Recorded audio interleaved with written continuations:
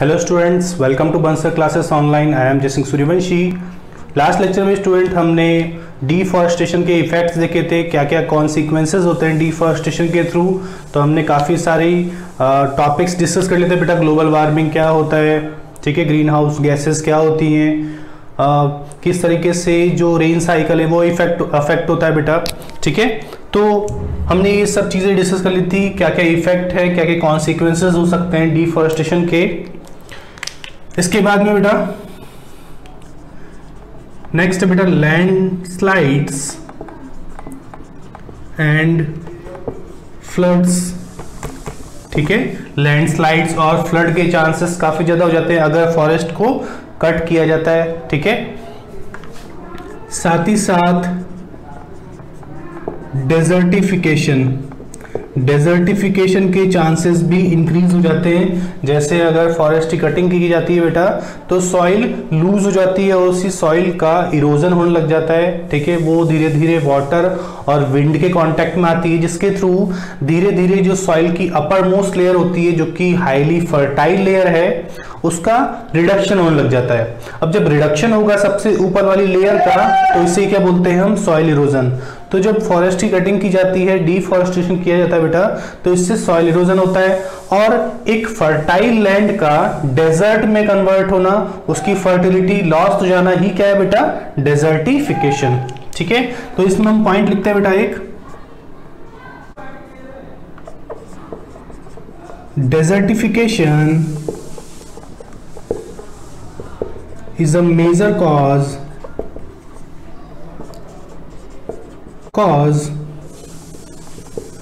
which leads to change the properties of the soil, ठीक है। जो बेटा डेजर्टिफिकेशन होता है, डेजर्टिफिकेशन के थ्रू क्या हो सकता है, सॉइल की प्रॉपर्टी खत्म हो जाती है। Due to soil erosion the fertile land get converted into desert is called desertification। Wait बेटा, नीचे वाला पार्ट नजर आ रहा है आपको, ठीक है, दिख रहा है। डेजर्टिफिकेशन का मतलब क्या होता है बेटा, डेजर्ट मतलब क्या होता है, जहां पे, डेजर्ट का मतलब क्या होता है बेटा, रेगिस्तान, जहां पे कोई वेजिटेशन नहीं होती है, कोई पेड़ पौधे नहीं उगते हैं। तो ऐसे ही बेटा किसी भी फर्टाइल लैंड का, ठीक है, डेजर्ट में कन्वर्ट हो जाना है, क्योंकि वहां पर अब कोई पेड़ पौधे नहीं उग सकते, उस सॉइल की फर्टिलिटी बिल्कुल खत्म हो चुकी है। और खत्म क्यों हो चुकी है बेटा, क्योंकि मैंने बताया था सॉइल की जो top most upper most layer होती है बेटा, इसको बोलते हैं हम ह्यूमस। वो सबसे ज्यादा ऑर्गेनिक रिच लेयर होती है, ऑर्गेनिक न्यूट्रिएंट सबसे ज्यादा अमाउंट में प्रेजेंट होते हैं उसके अंदर। अगर इस सॉइल की जो है ह्यूमस वाली लेयर का इरोजन होने लग जाएगा फ्लोइंग वाटर के थ्रू या फिर विंड के कांटेक्ट में आके, तो इससे सॉइल की जो प्रॉपर्टीज है वो चेंज हो जाएगी, ठीक है। और सॉइल जो है वो वेजिटेशन नहीं कर पाएगी, फर्टाइल नहीं रहेगी, ठीक है। कैसे जाएगी बेटा, वहां पर कोई पेड़ पौधा नहीं उग पाएंगे, ठीक है। तो एक फर्टाइल लैंड का डेजर्ट लैंड में कन्वर्ट हो जाना ही क्या है बेटा, डेजर्टिफिकेशन। तो ये हमने कुछ इफेक्ट्स डिस्कस किए थे बेटा, ठीक है, कि डिफॉरेस्टेशन का अगर फॉरेस्ट की कटिंग की जाती है तो उसके साइड इफेक्ट क्या है बेटा, है ना, कॉन्सिक्वेंसेस क्या क्या है। तो हमने ये कुछ कॉन्सिक्वेंसेस डिस्कस कर लिए हैं, इनको भी आप नोट डाउन कर लीजिए।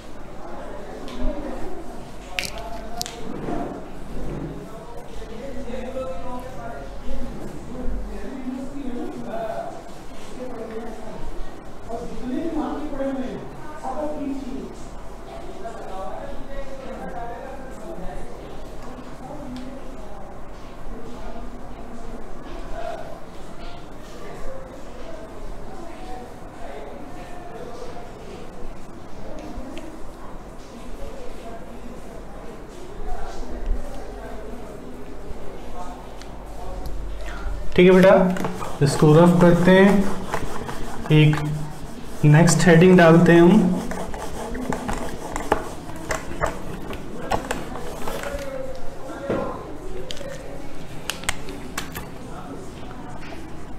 Conservation of forest. ठीक है, फॉरेस्ट का कंजर्वेशन कैसे किया जा सकता है, कौन कौन से वेज हैं। ठीक है, तो बेटा forest trees should be planted at large scale. ठीक है, जो प्लांट हैं फॉरेस्ट वाले उनको ज़्यादा ग्रो करना चाहिए बेटा, लार्ज स्केल में प्लांटेड करना चाहिए।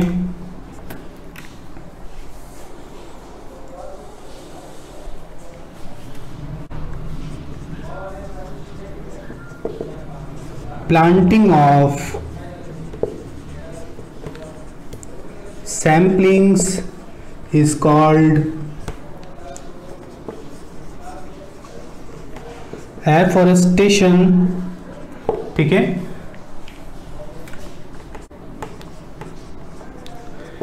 when it is done on deforested land it is called reforestation।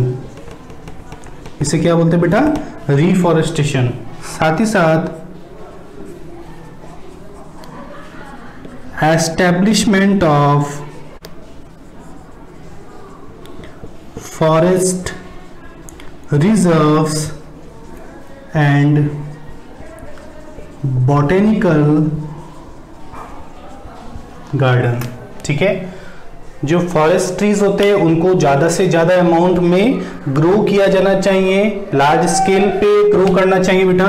ठीक है, फॉरेस्ट जो है उनको लार्ज स्केल पे ग्रो किया जाना चाहिए। ठीक है, और प्लांट की सैंपलिंग को एक ऐसी लैंड पे प्लांटेशन करना उसका जहां पे कोई प्लांट नहीं थे, उसे क्या बोलते हैं बेटा, एफॉरेस्टेशन। ठीक है, जहां पर कोई प्लांट नहीं थे उस लैंड पर प्लांट की सैंपलिंग्स को ग्रो करना या फिर उनका प्लांटेशन करना ही क्या है बेटा, एफॉरेस्टेशन।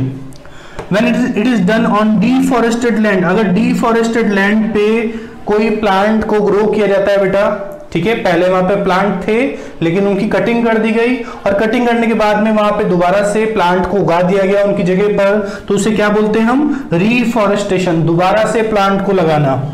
और साथ ही साथ में एस्टेब्लिशमेंट ऑफ फॉरेस्ट रिजर्व और botanical garden.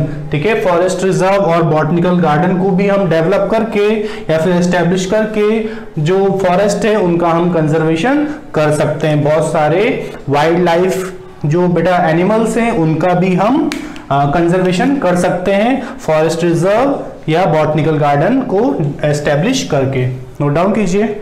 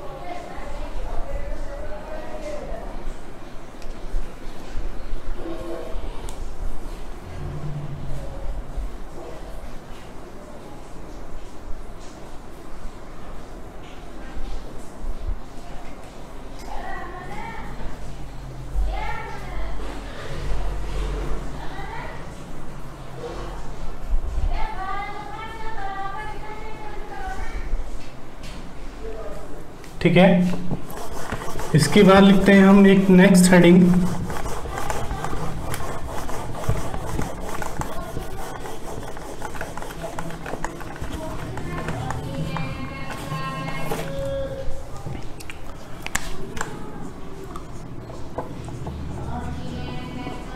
Biodiversity.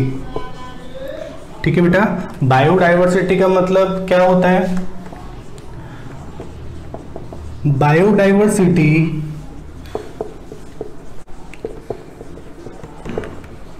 is derived from Greek word bios, means life, and diversity means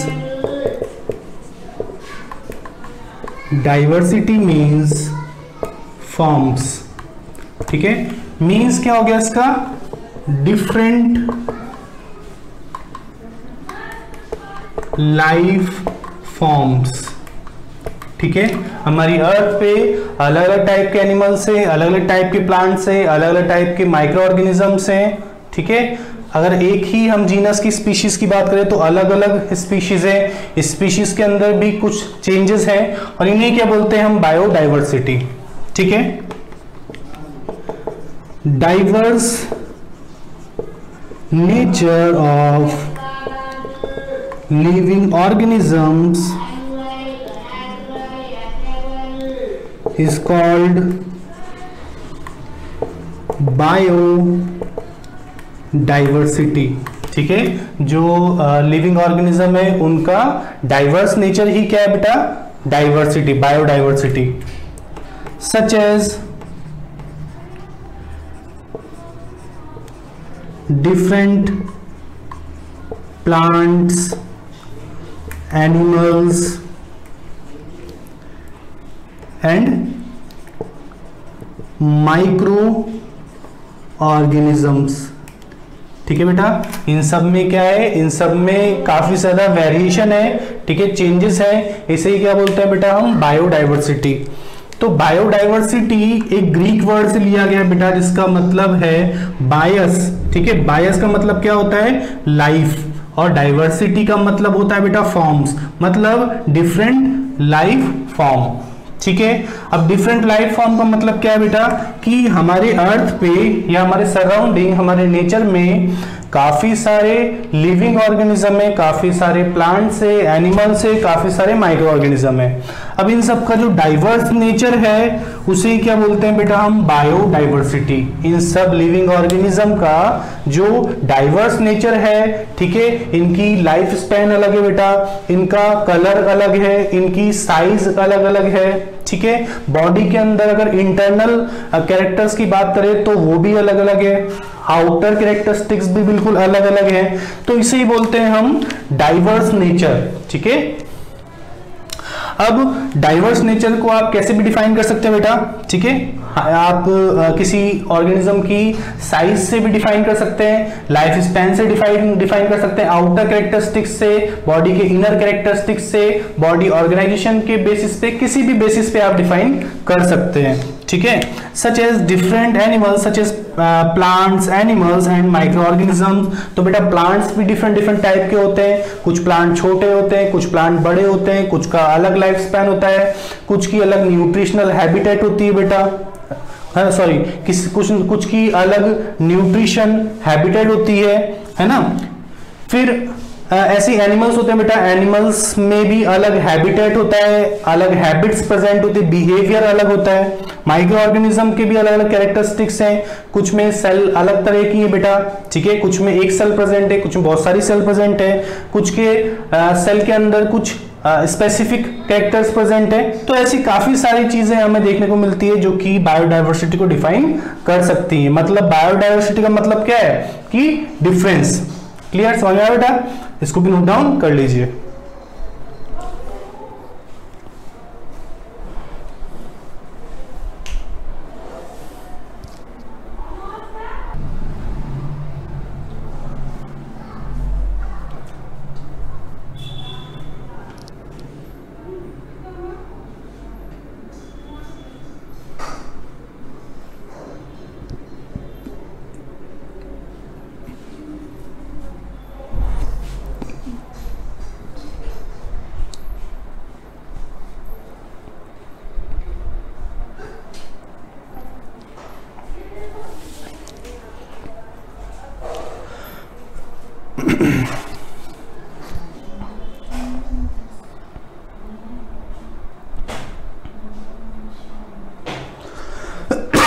ठीक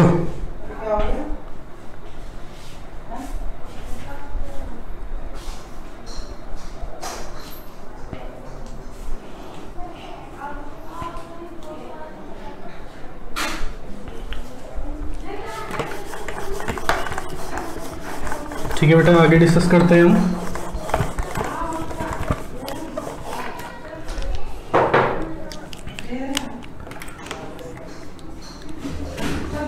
Their ecological habit and habitat in which they occur is called biodiversity। ठीक है, एक और पॉइंट लिखते हैं बेटा, biodiversity rich areas is called hotspots। यानी क्या बोलते हैं बेटा हम, hotspots. Biodiversity is defined in the form of size, habit, behavior। ठीक है, structure and genetic constitution। ठीक है बेटा, इनके बेसिस पे हम एक बायोडाइवर्सिटी को डिफाइन कर सकते हैं। ठीक है, ecological habit and habitat in which they occur is called biodiversity. ठीक है, उनकी हैबिट्स भी और जिन इकोलॉजिकल प्लेसेस पे वो रहते हैं बेटा, क्योंकि अलग अलग एनिमल्स या अलग अलग प्लांट अलग अलग हैबिटेट में देखने को मिलते हैं बेटा, तो अलग अलग हैबिटेट की वजह से उनके अंदर कुछ चेंजेस आ जाते हैं। ठीक है, तो वो भी किसको डिफाइन करते हैं बेटा, बायोडाइवर्सिटी को। ठीक है, जैसे बेटा एक्वेटिक प्लांट है, तो एक्वेटिक प्लांट का हैबिटेट क्या है, इकोलॉजिकल हैबिटेट क्या है कि वो एक्वेटिक हैबिटेट में रहता है। तो उस प्लांट के अंदर ऐसे कैरेक्टर्स हैं जिसकी वजह से वो उस हैबिटेट में सरवाइव कर रहा है। तो उसमें और एक डेजर्ट के प्लांट में चेंजेस होंगे ना, तो इसे हम क्या बोल रहे हैं, बायोडाइवर्सिटी। ठीक है, biodiversity rich areas are called bio hotspots. तो ये क्या होते हैं बेटा, हॉटस्पॉट्स होते हैं जहां पे काफी ज्यादा एनिमल्स की वैरायटी देखने को मिलती है, काफी सारे प्लांट की वैरायटीज देखने को मिलती है। इन्हें कंजर्व किया जाता है जिन एरियाज में जहां पे ये सेफ रहते हैं, उन्हें बोलते हैं बेटा हम हॉटस्पॉट्स। ठीक है, और biodiversity is defined in the form of size से भी डिफाइन कर सकते हैं बेटा हम, हैबिट से भी डिफाइन कर सकते हैं, बिहेवियर से भी डिफाइन कर सकते हैं, स्ट्रक्चर से, और साथ ही साथ में उनकी बॉडी के अंदर जेनेटिक कॉन्स्टिट्यूशन क्या है, ठीक है, उससे भी हम डिफाइन कर सकते हैं इस बायोडाइवर्सिटी को। ठीक है, तो नोट डाउन कर लीजिए इन पॉइंट्स को भी।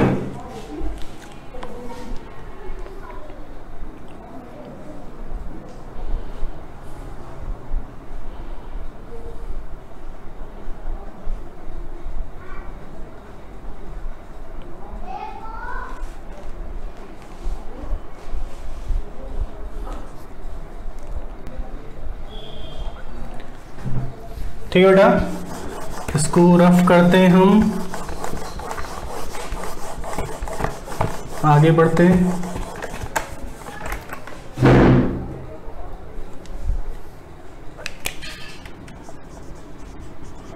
Causes of extinction of wild life. ठीक है, वाइल्ड लाइफ की एक्सटिंक्शन के क्या क्या कॉजेज है। ठीक है, वाइल्ड लाइफ धीरे धीरे खत्म होती जा रही है बेटा।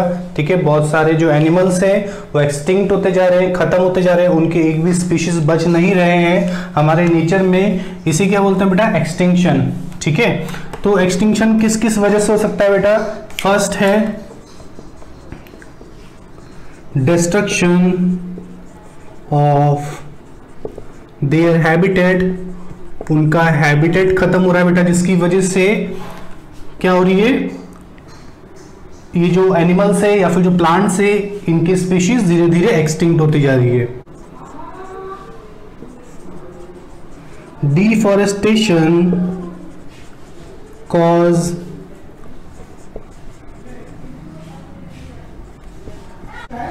decrease in reproduction power and loss of habitat। इसके बाद में environment pollution की वजह से भी जो है बेटा एनिमल्स जो है धीरे धीरे खत्म हो रहे हैं। सॉइल पोल्यूशन, अभी हम प्लांट और एनिमल दोनों के लिए कंबाइन लिख रहे हैं बेटा, causes of extinction of wild life. तो वाइल्ड लाइफ में प्लांट भी आते हैं, वाइल्ड लाइफ में एनिमल्स भी आते हैं, ठीक है। एनिमल्स और उनके नेचुरल हैबिटेट के साथ में उसको बोलते हैं बेटा वाइल्ड लाइफ, ठीक है। तो डिस्ट्रक्शन हो रहा है उनके हैबिटेट का, डिफॉरेस्टेशन के थ्रू रिप्रोडक्शन पावर जो है वो डिक्रीज हो रहा है, हैबिटेट धीरे धीरे खत्म होता जा रहा है, एनवायरमेंटल पॉल्यूशन हो रहा है, साथ ही साथ में सॉइल पॉल्यूशन भी होता जा रहा है, जिसकी वजह से प्लांट की स्पीशीज भी कम होती जा रही है। तो इन पॉइंट को भी आप फटाफट नोट डाउन कर लीजिए।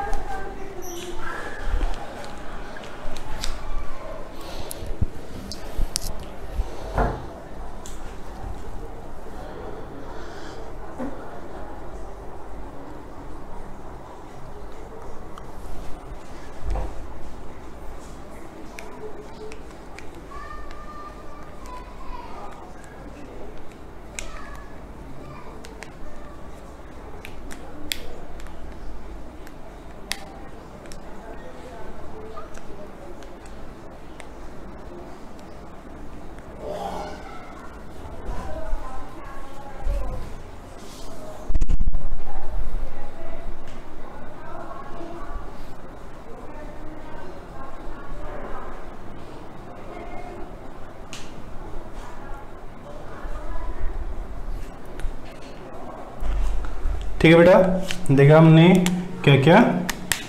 फर्स्ट पॉइंट देखा हमने डिस्ट्रक्शन ऑफ देयर हैबिटेट, उनके जो बेटा हैबिटेट है वो खत्म हो रहा है, जिसकी वजह से जो एनिमल्स है और जो प्लांट्स है उनका धीरे धीरे एक्सटिंक्शन होता जा रहा है। इसके बाद में देखा हमने सेकंड कि जैसे जैसे डिफॉरेस्टेशन हो रहा है, पेड़ों की कटिंग हो रही है, वैसे वैसे जो एनिमल्स है उनका हैबिटेट खत्म हो रहा है, तो उनकी रिप्रोडक्शन कैपेसिटी जो है, रिप्रोडक्शन पावर वो भी धीरे धीरे डिक्रीज हो रही है और साथ ही साथ में हैबिटेट लॉस हो रहा है। इसके बाद में हमने देखा एनवायरमेंटल पॉल्यूशन, पॉल्यूशन की वजह से भी काफ़ी सारी वाइल्ड लाइफ अफेक्ट हो रही है और साथ ही साथ सॉइल पॉल्यूशन, जिसकी वजह से प्लांट की स्पीशीज भी कम होती जा रही है। इसके बाद हम आगे लिखते हैं कुछ और पॉइंट, ये लिख लिए होंगे आपने।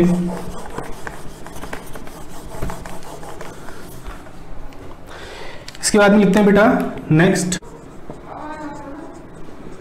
एग्रीकल्चरल एक्सपेंशन, ठीक है। इसके बाद में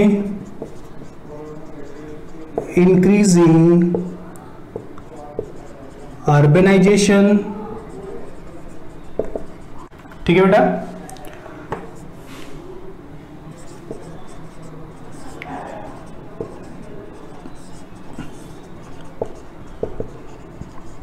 ओवरग्रेजिंग ऑफ एनिमल्स, और साथ साथ एक लास्ट पॉइंट और लिख लेते हैं बेटा, forest fire due to human activities, ठीक है। फॉरेस्ट फायर, डेवलपमेंट वर्क्स, ठीक है। तो क्या क्या कॉजेज है बेटा एक्सटिंक्शन के, एक प्लांट की स्पीशीज के एक्सटिंक्ट होने के और एक एनिमल की स्पीशीज के एक्सटिंक्ट होने के पीछे, ठीक, खत्म होने के पीछे, लॉस्ट होने के पीछे क्या क्या रीजंस हैं, क्या क्या कॉजेज हैं। तो हमने देखा कि एग्रीकल्चर एक्सपेंशन, ठीक है बेटा, खेती जो है धीरे धीरे बढ़ती जा रही है अपने बेनिफिट के लिए, जितने भी फॉरेस्ट है उनको खत्म किया जा रहा है बेटा, तो इससे वाइल्ड लाइफ भी अफेक्ट हो रही है। अर्बनाइजेशन, धीरे धीरे शहर बढ़ रहे हैं बेटा, गांव खत्म होते जा रहे हैं, तो प्लांट्स की भी कटिंग होती जा रही है। अब जो बहुत सारे एनिमल्स है वो उनके लिए कोई उनका नेचुरल हैबिटेट नहीं है, उनकी हंटिंग की जा रही है। साथ ही साथ over grazing of animals, animals को चराया जा रहा है बेटा घास के लिए, ठीक है, ज्यादा से ज्यादा मिल्क के प्रोडक्शन के लिए एक ही पैच पे, सेम लैंड पे, तो उसे क्या बोलते हैं बेटा हम, ओवर ग्रेजिंग। एक ही जगह पर बार बार कैटल्स को ग्रेजिंग कराना ही क्या है बेटा, ओवर ग्रेजिंग। तो इसकी वजह से भी प्लांट्स जो है वो ग्रो नहीं कर पाते हैं, उससे पहले ही एनिमल्स उनको खा लेते हैं। तो ओवर ग्रेजिंग सेम पेज पे कराना भी क्या है बेटा, ये भी एक वजह हो सकती है, एक रीजन हो सकता है इस एक्सटिंक्शन का वाइल्ड लाइफ के। फॉरेस्ट फायर हो सकती है बेटा, अब या तो नेचुरल रीजन की वजह से हो सकती है या फिर ह्यूमन एक्टिविटीज की वजह से हो सकती है, तो फॉरेस्ट फायर दोनों ही वजह से हो सकती है, ठीक है। डेवलपमेंट वर्क, ठीक है, आजकल इतना कंस्ट्रक्शन वर्क चला हुआ है बेटा, ठीक है, तो उनकी वजह से भी वाइल्ड लाइफ डिस्टर्ब हो रही है। तो ये सारे कुछ कॉजेज हैं, इनको भी आप नोट डाउन कर लीजिए।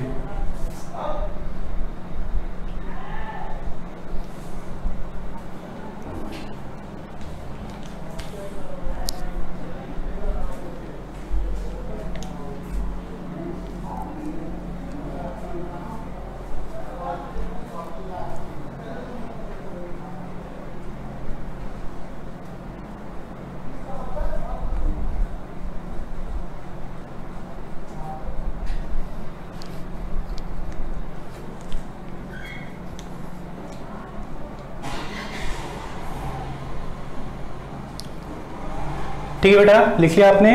तो हमने आज की क्लास में देखा बेटा बायोडाइवर्सिटी का मतलब क्या होता है, हॉटस्पॉट का मतलब क्या होता है, हमने इफेक्ट्स जो बाकी थे डिफॉरेस्टेशन के वो डिस्कस कर लिए बेटा, कॉन्सिक्वेंसेस को डिस्कस कर लिया हमने, और साथ ही साथ में कैसे हमारा जो वाइल्ड लाइफ है वो डिस्टर्ब होती है, तो हमने उसके एक्सटिंक्शन के पीछे क्या क्या रीजंस हैं, क्या क्या कॉजेज हैं, वो हमने मेन कॉजेज डिस्कस कर लिए हैं। आज की क्लास में हम इतना ही पार्ट कवर करेंगे, इसके आगे का पार्ट हम नेक्स्ट लेक्चर में कवर करते हैं। तब तक के लिए take care and good luck.